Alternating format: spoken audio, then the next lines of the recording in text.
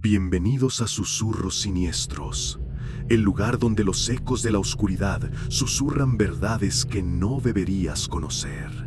Cierra las puertas, apaga las luces y déjate envolver por las sombras.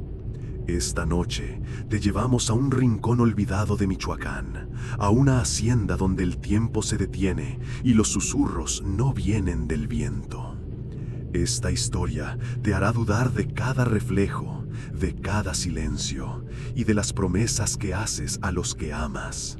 Siéntate, respira hondo, pero ten cuidado. Lo que escuches esta noche podría dejarte en paz. Elena y Mateo no se hablaban desde hacía 10 años.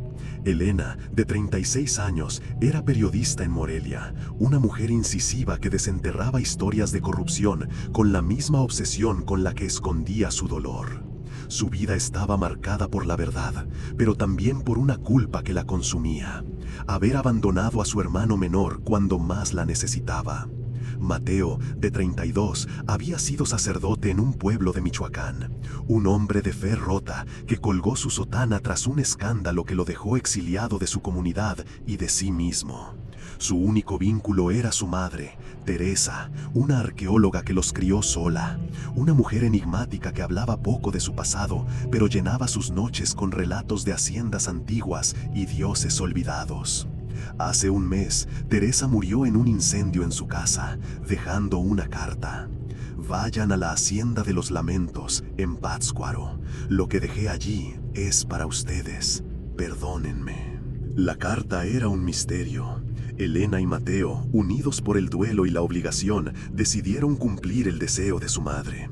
Era una noche de marzo, con un aire húmedo que olía a lluvia y jacarandas. Viajaron en el viejo jeep de Elena, cargado de silencio y recuerdos amargos.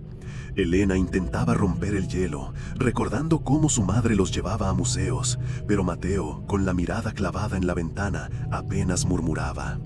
«No sé por qué vamos», dijo, apretando un crucifijo de madera que colgaba de su cuello. Elena, conteniendo su frustración, respondió: «Porque se lo debemos». La Hacienda de los Lamentos, un caserón abandonado desde los años 40, estaba en un cerro boscoso, lejos de cualquier pueblo. Los lugareños la evitaban, hablando de lamentos nocturnos y luces que no explicaban.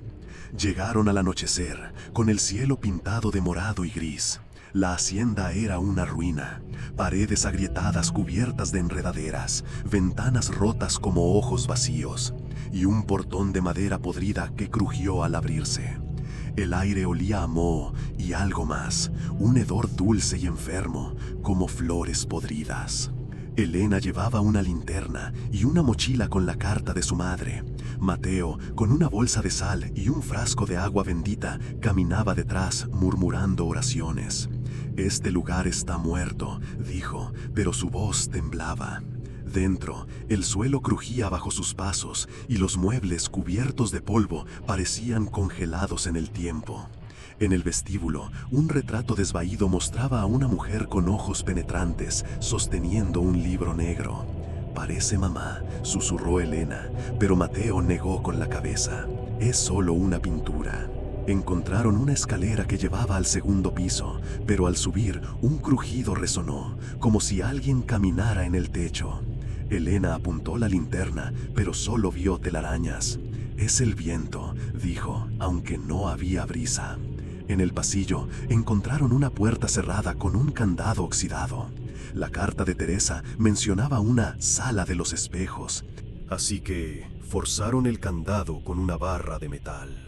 La sala era amplia, con paredes cubiertas de espejos rotos, reflejos fragmentados que los hacían parecer extraños.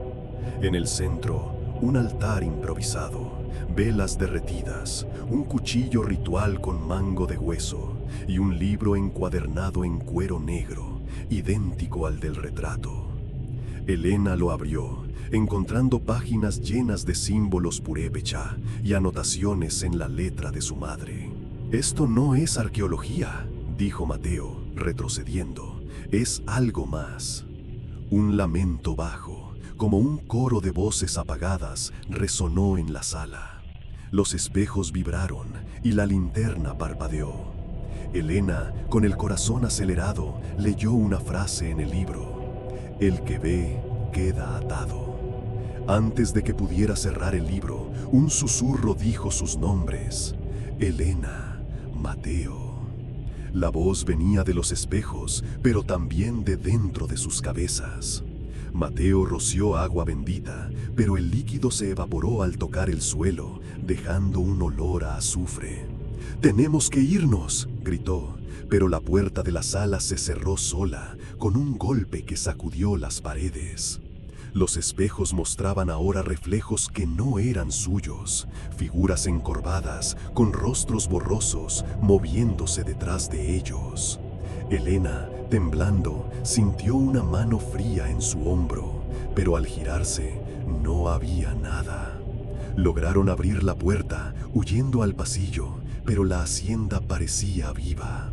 Las paredes crujían como si respiraran y sombras se deslizaban por las esquinas. Encontraron una escalera al sótano y aunque Mateo suplicó no bajar, Elena insistió: «Mamá quería que viéramos algo». El sótano era un laberinto de túneles húmedos, con raíces perforando las paredes. El olor a podredumbre era insoportable y el lamento se intensificó, ahora como un grito ahogado. En un cuarto al fondo encontraron un pozo sellado con piedras grabadas con los mismos símbolos del libro. Sobre el pozo, un cuaderno de Teresa con una nota: «Lo sellé, pero no para siempre».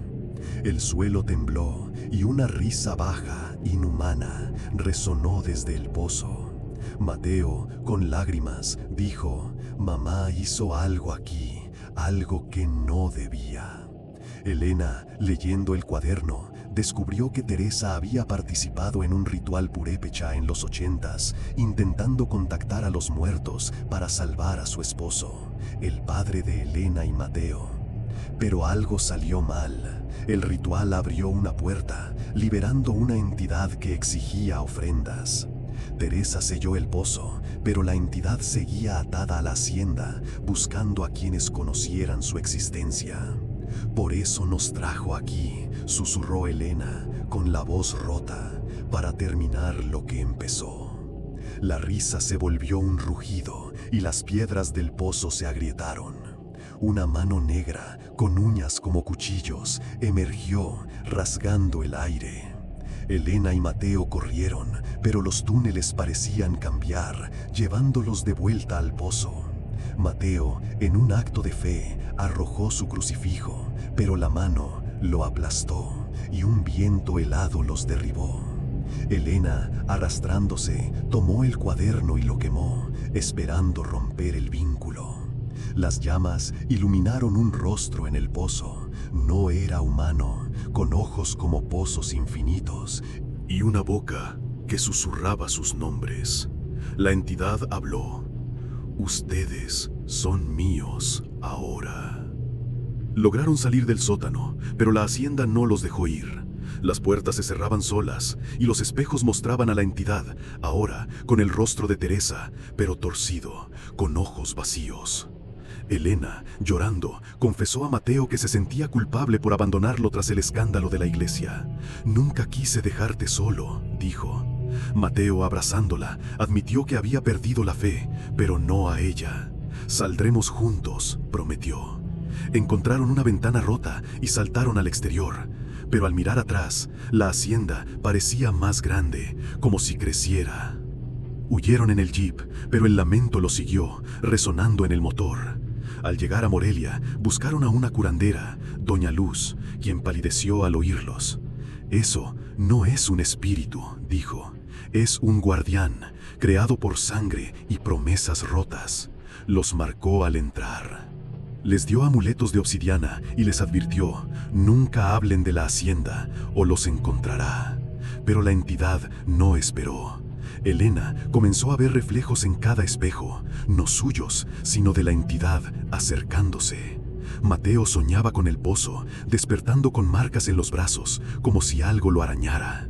Una noche, Elena encontró el libro negro en su casa, aunque lo habían dejado en la hacienda. Las páginas estaban en blanco, pero al tocarlas, sangró. La culpa y el miedo los consumían. Regresaron a la hacienda con Doña Luz, decididos a sellar el pozo para siempre. La curandera llevó sal, hierbas y un cuchillo bendito, pero la hacienda estaba diferente. Las paredes sangraban un líquido negro, y los espejos reflejaban versiones de ellos mismos, demacradas, suplicando ayuda. En el sótano, el pozo estaba abierto y la entidad emergió, no como una figura, sino como una sombra que llenaba el aire, susurrando en lenguas olvidadas. Doña Luz comenzó un ritual, pero la sombra la envolvió y su cuerpo se deshizo en cenizas. Elena, con el cuchillo, cortó su mano, dejando caer sangre en el pozo, gritando: «Tómame a mí, pero deja a mi hermano». La sombra se detuvo y Mateo, llorando, la apartó, arrojando sal al pozo. Las piedras se cerraron, pero la risa de la entidad resonó como si solo jugara. Escaparon, pero la hacienda los cambió. Elena dejó el periodismo, incapaz de mirar espejos sin ver a la entidad. Mateo intentó pintar, pero sus lienzos mostraban el pozo, pintados con sangre que no era suya. Una noche, Elena despertó y encontró a Mateo sentado en la sala, con el libro negro abierto. «Quiere que lo termine», dijo, con ojos vacíos. Al día siguiente, Mateo desapareció. Su jeep fue encontrado en la hacienda, con el libro en el asiento, abierto en una página que decía: «Uno paga, el otro vive». Elena buscó a su hermano, pero solo encontró cenizas en el pozo y un susurro que decía su nombre. Elena vive ahora en un pueblo lejos de Pátzcuaro, pero nunca entra a casas con espejos. Cada noche escucha el lamento, cada vez más cerca, como si la entidad la esperara. La hacienda de los lamentos sigue en pie, cerrada al mundo, pero los lugareños dicen que las luces parpadean por las noches y que los espejos reflejan rostros que no son tuyos. Si alguna vez visitas una hacienda abandonada, no toques lo que no entiendes, porque algunos susurros te siguen para siempre. Esta fue la historia de hoy en Susurros Siniestros.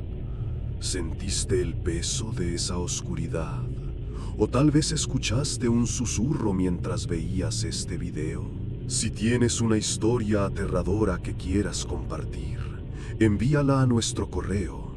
La leeremos y, quién sabe, quizás la contemos en nuestro próximo video. No olvides darle like, comentar qué te pareció este relato y, sobre todo, suscribirte y activar la campana para no perderte ningún susurro. Nos vemos en la próxima, si tienes el valor de regresar.